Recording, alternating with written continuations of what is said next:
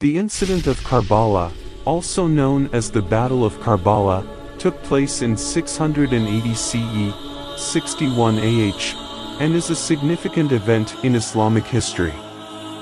It involved Hazrat Imam Hussain ibn Ali, the grandson of Prophet Muhammad, and his followers. After the death of the third caliph, Hazrat Uthman ibn Affan, Hazrat Ali ibn Abi Talib, the cousin and son-in-law of Prophet Muhammad, became the fourth caliph. However, his caliphate was marked by internal conflicts and power struggles. Following his assassination in 661 CE, his elder son, Hazrat Hassan ibn Ali, briefly assumed the caliphate but later abdicated in favor of Muawiyah, who established the Umayyad dynasty and became the first Umayyad caliph. Events leading to Karbala. When Muawiyah I passed away in 680 CE, his son Yazid I succeeded him as the caliph. Yazid was known for his oppressive rule and disregard for Islamic principles. Hazrat Hussain, who had refused to pledge allegiance to Yazid, decided to make a stand against the tyrannical regime. Hazrat Hussein's journey to Karbala. In 680 CE, Hazrat Hussain, accompanied by his family and a small group of followers, embarked on a journey from Medina to the city of Kufa, in present-day Iraq. The people of Kufa had sent letters inviting him to lead them and oppose the unjust rule of Yazid.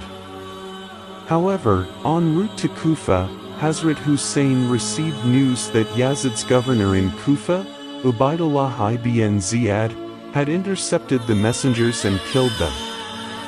He also learned that the situation in Kufa had changed, and the people were no longer supportive of his cause. Despite this, Hazrat Hussain decided to continue his journey, eventually arriving in Karbala. Siege and Battle of Karbala. When Hazrat Hussain and his followers reached Karbala, they were surrounded by Yazid's forces, which greatly outnumbered them. The siege lasted for several days, during which Yazid's army denied access to water for Hazrat Hussain and his companions, who endured immense suffering. On the 10th day of the Islamic month of Muharram, known as Ashura, the battle commenced. Hazrat Hussain, along with his family members and devoted companions, fought valiantly against Yazid's army. Despite their courage and determination, they were vastly outnumbered, and the battle resulted in the martyrdom of Hazrat Hussain, his 6-month-old son Ali Asghar, his brothers, and many of his loyal companions. Aftermath.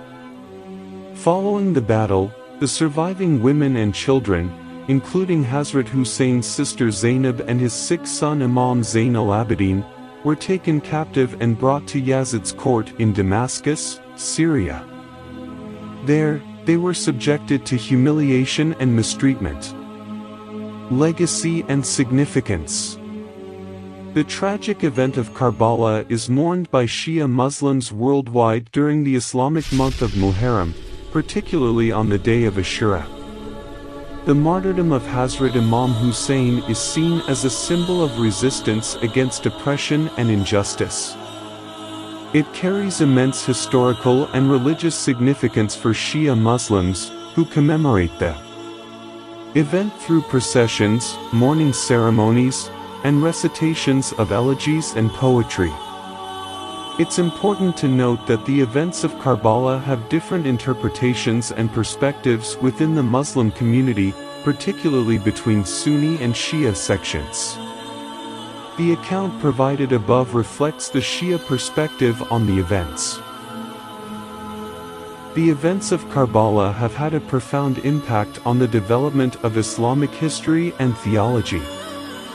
The martyrdom of Hazrat Imam Hussain has become a defining moment in the schism between Sunni and Shia Islam. For Shia Muslims, the tragedy of Karbala represents the struggle for justice and the preservation of true Islamic values.